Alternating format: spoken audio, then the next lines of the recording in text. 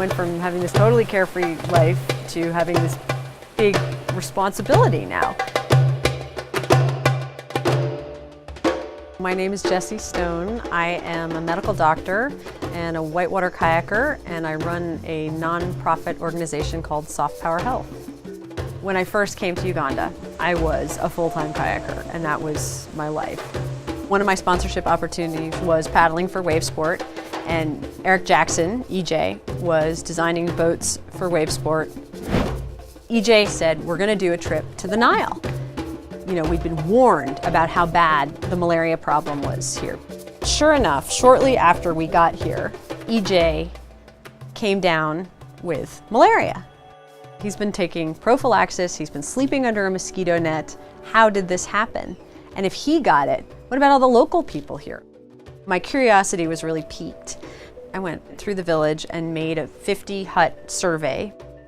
The answers were really stunning because nobody had a mosquito net, not one single person we interviewed. Everyone reported at least one child dying in their households from malaria, and everybody wanted more information, and lastly, they all wanted to buy a mosquito net.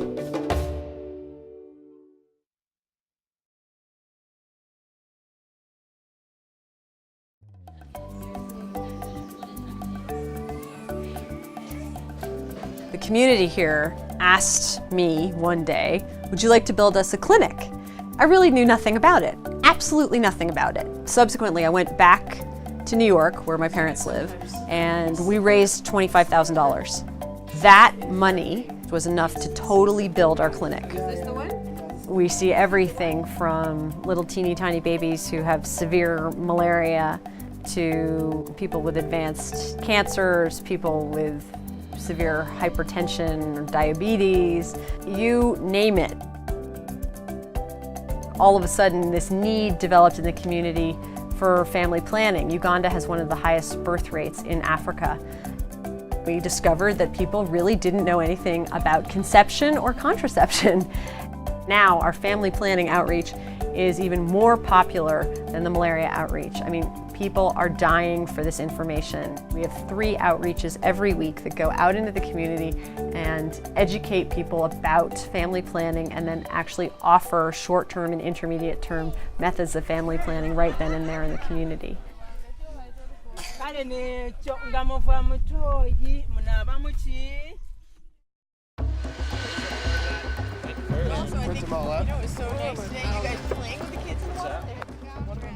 At the moment in time when I came to Uganda for this kayaking mission, I was also ready for something else to change in my life, you know, to add something to the kayaking, because it had been like full-time, nothing but kayaking for a number of years.